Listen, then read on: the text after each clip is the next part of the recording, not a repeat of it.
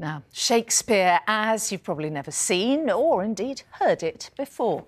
The Globe Theatre on London's South Bank is staging Antony and Cleopatra with some actors using spoken English and others British Sign Language. It's aimed at making the plays more inclusive and also increasing awareness of the importance of sign language. Here's our entertainment reporter, Rishi Davda. We'll fight with him by sea.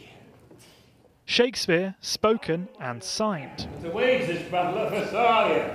Love turns to tragedy as Antony falls for Cleopatra. Love and pity you. This is a different type of telling. The Romans rely on spoken English, the Egyptians adopt British Sign Language. Before rehearsals, it took more than a week to translate text to gesture. Well, I mean, it's really, really exciting, but it's challenging.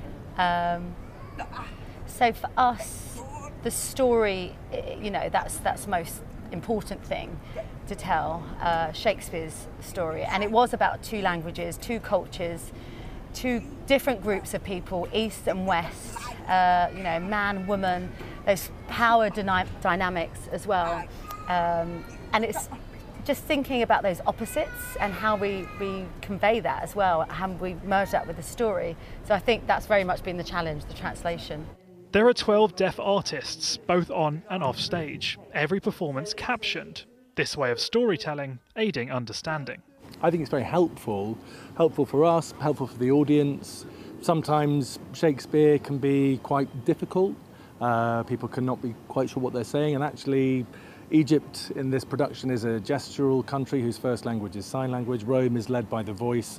And actually we've found it maps brilliantly onto the world of the play. It's very readable for an audience, whether they know Shakespeare or not. And it's a fantastic way to open the play up to a wider audience.